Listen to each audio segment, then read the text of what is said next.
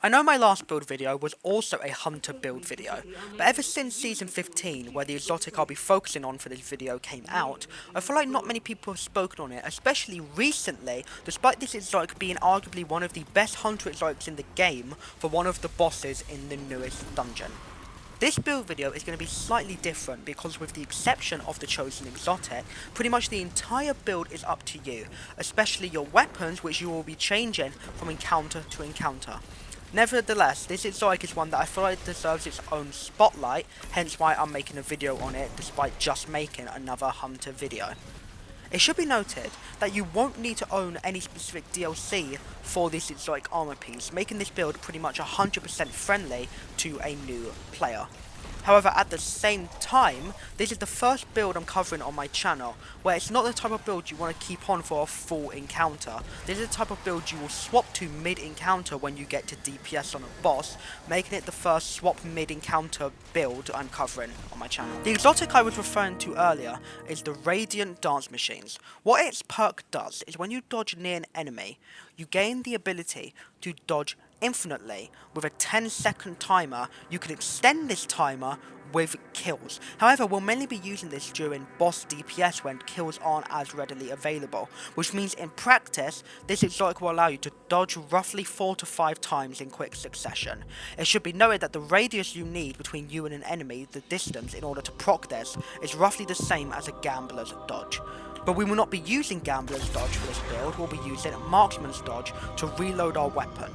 As you can see now, the whole point of this build is to reload our weapon instantly 4 or 5 times in a row for massive burst DPS, meaning this build kind of excels in bosses where you need to have short but quick DPS, making it good for Axis in Deepstone Crypt, or the best place for this build, and the reason why I'm making this video, is the first boss Raxus in the new dungeon Vesper's Host. This is by far the best build for hunters for that boss when it comes to DPS, which is why I thought this was a good time to make this video.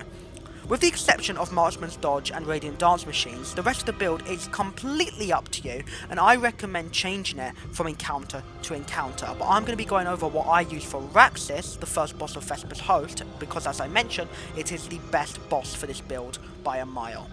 Let's start with the super, where I'll be using Silence and Squall. There's a few reasons I'm using this super.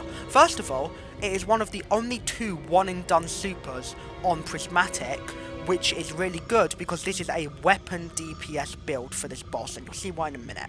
The only other one-and-done super on Prismatic is Shadow Shot, and while this is a very good super, we have access to weaken already through grenade launchers with the artifact, and we can buff the damage of Silence and Squall with the Hail of the Storm artifact mod. I also recommend using Concussive Reload for the weaken effect from grenade launchers I mentioned prior.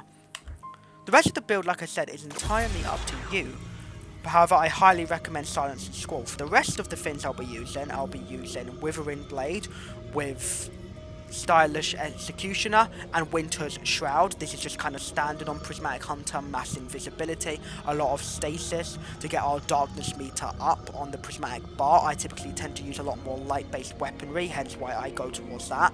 As for my grenade, I'll be using Swarm Grenade, as I just think it's the best grenade out of these 5 by far, unless you're doing a grapple build, which this evidently isn't.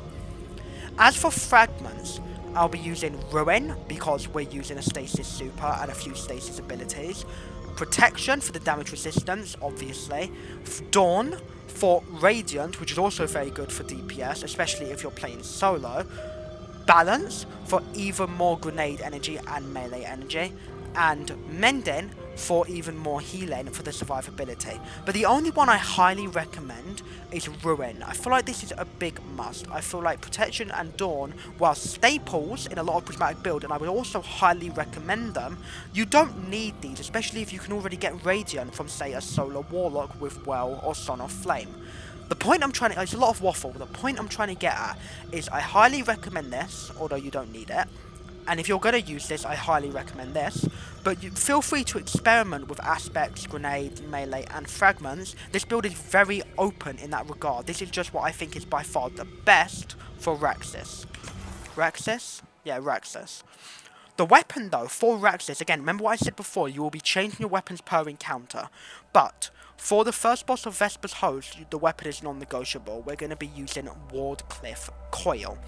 For those of you who are newer to the game and you don't know, guns like Wardcliffe Coil, like Eyes of Tomorrow, especially rocket launchers that fire a ton of projectiles, there is a mechanic in the game that means they do less damage to bosses by default, but do more damage to vehicles to stop them being broken. However, Raxus is a servitor. Servitors, along with Shriekers and some other enemy types, count as vehicles, meaning we'll be doing a lot of damage to it due to Wardcliffe Coil's increased damage to vehicles. On top of this, there are multiple targets in the first boss of Vesper's Host, and Wardcliffe Coil is typically an exotic where the bullets kind of go everywhere, but that's not a problem with how many there are, especially with the catalyst improving the tracking. However, you do not need the catalyst for this gun to work, however I highly recommend it. Okay, that's Wardcliffe out of the way. For the rest of the weapons, again it's up to you, however I would strongly recommend using a rocket sidearm and a grenade launcher, the one similar to Witherhoard, the area denial frame, so I can remember the name, which basically fires a ton of small projectiles. We want to use a grenade launcher for the weaken effect from the artifact. However, for this boss specifically, I recommend this one, Lost Signal, for two reasons. One, it can run with one for all, which is not only good for ad clear, but also because the boss is 10 different targets, we can actually proc it quite easily, which means that for this boss specifically, one for all is better than Vorpal Weapon. Vorpal Weapon is a 15% damage boost, but easier accessible. This is a 35% damage boost, but normally harder to achieve. However, this boss is easy. I recommend a rocket sidearm due to the explodey boys in the top part of the encounter when you're getting the scanner buff. It one-shots them or two-shots them on hard mode. The reason I'm using Indebted Kindness, one, it's one of the only two rocket sidearms in this slot, but the reason I'm using this one is for Volt Shot. This puts Jolt on the enemy, which is nice because it pairs with Stylish Executioner, giving us even more invisibility, meaning more survivability. If you wanted to change this for something like the Solar Rocket Sidearm, or you wanted to run the grenade launcher from the dungeon, the Void one, I can't remember the name on top of my head, and then run something like the Call in the primary slot instead, that's fine, it's up to you. I just prefer Lost Signal and Indebted Kindness for the reasons I just explained, but as long as you're using a rocket sidearm or a grenade launcher, you'll probably be an optimal. And again, you don't need to run these. As long as you're running Wardcliffe Coil for this boss, you can use anything you want. This is just the build that has worked for me the best. As for stats, if you've watched my videos before, you know Resilience is the best. That's like common Destiny knowledge by far, and then you want to stack into Discipline and Intellect. I prefer Discipline over Intellect because we'll start with our super and we will get our super back by the next boss, making it kind of worthless to me. This build, at least when using Prismatic, you don't have to use Prismatic, but I'm using Prismatic. There's not really that much regeneration, especially if you choose not to use the Mending Fragment, which is why I use it. Because there's not much healing, if you wanted to stack higher into Recovery, I would understand. If you want to stack into Mobility, that does make sense on paper. However, Dodge, unlike other class abilities, has a very short cooldown already, so to me it's just not worth it. Also, the whole point of the exotic is infinite dodges, so it doesn't really matter. Mobility does not buff this exotic in any way, and Strength is useless. It is a useless stat in 99% of the time. Who cares? For armor mods, you'll be using surge mods for whichever weapon you're using. For this boss, we're obviously using Wardcliffe Coil, so we're going to use at least 2 arc surge mods. If you wanted to go free, that's not surge. If you wanted to go free, that is going to be the most optimal. It depends on if you want to sacrifice a stat. Sacrificing Discipline for 5% more damage, I do think is worth it, but it's up to you. As for the rest of the mods, I use 1 Time Dilation to make that last longer, and then a Font of Restoration for the reasons I mentioned before about healing not being as accessible. For armor mods, you're going to use whatever you need for that encounter. For this encounter, I would use 2 Void and an Arc, due to the Servitor obviously doing a lot of Void damage and every other Fallen doing Arc damage. For the gauntlets, I use heavy-handed. We have 2 shurikens, remember, due to us using the stasis shuriken melee, so we get more orbs that way. That is just a choice. If you wanted to use firepower instead, it's up to you. The mods don't really matter much in this build. If you wanted to go in, you can basically justify anything in this column, apart from reload mods, for obvious reasons. Finally, the helmet. I'm going to be using that is the ROM mod. I'm going to be using a stasis siphon. We'll be using our grenade launcher a lot for ad clear to get our dark bar for prismatic up, so it kind of makes sense to use this to get orbs that way. We'll be using the gun a lot. I only really use the rocket sidearm in the top part for the explodey boys. I save ammo otherwise. Finally, I use a Font of Wisdom, kind of because there's nothing else to use. This boss falls over quite quickly in a 1 or 2 phase, so you don't really need to use Heavy Ammo Finder. However, if you wanted to, it makes sense. It kind of sounds like I'm waffling here, and you would be right in saying that, but like I said at the very start of this section, use Radiant Dance Machines, use Marksman's Dodge. I highly recommend using Silence and Scroll for this boss, but other than that, it's really up to you to experiment. I can't just give you a blueprint like with the Bonked Hammer or the Ninja Hunter build. You kind of need to experiment for your own, or go watch some other people's videos on it and find out what is best for you. So, to wrap it up, I wouldn't blame you if you felt like this video was a good old nothing burger. But like I said, there's not really much for me to say. This is the kind of build where actions will speak louder than words. Those actions in question being the following gameplay that takes up the rest of the video, where you will see that I'm the only one using this build, and I can guarantee you if the other hunter was also using it, we would have one-phased the boss with ease, despite there being no titans, where if you've seen the Titan Glacial Quake build, it is the hard meta for this boss. But this build allows hunters to an extent, keep up with them, making it very viable. The only real actual tip I can give you is that I mentioned at the start of this video that this type of build is the type of build you would swap to.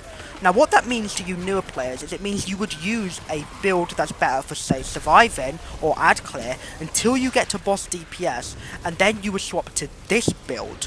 If you wanted to use a different build and do this swap strat, you could use Prismatic with the Hunter Prismatic Cloak with a role that you like, or if you wanted to use one of my videos, I put out an Assassin's Cow Arc video, which is one of the best builds for solo dungeons due to the survivability and ad clear potential it provides. If you want to watch that video, you can click in the top right. The thing you need to remember though when you're swapping builds for you newer players is your subclass and your weapons must stay the same between swapping loadouts. You only change the exotic, your armor mods, and your fashion if you want to, even though that doesn't affect gameplay obviously. The reason you do this is because if you swap weapons, you'll lose your ammo. If you swap abilities in your subclass, or just switch subclasses in general, you'll lose all your energy, which is obviously not good. That's all I really have to say on the Radiant Dance Machines build. It is niche, but where it shines, it is incredible, as you'll see through the gameplay. Thank you for watching. If you'd like to like and subscribe, I would appreciate it, and see ya.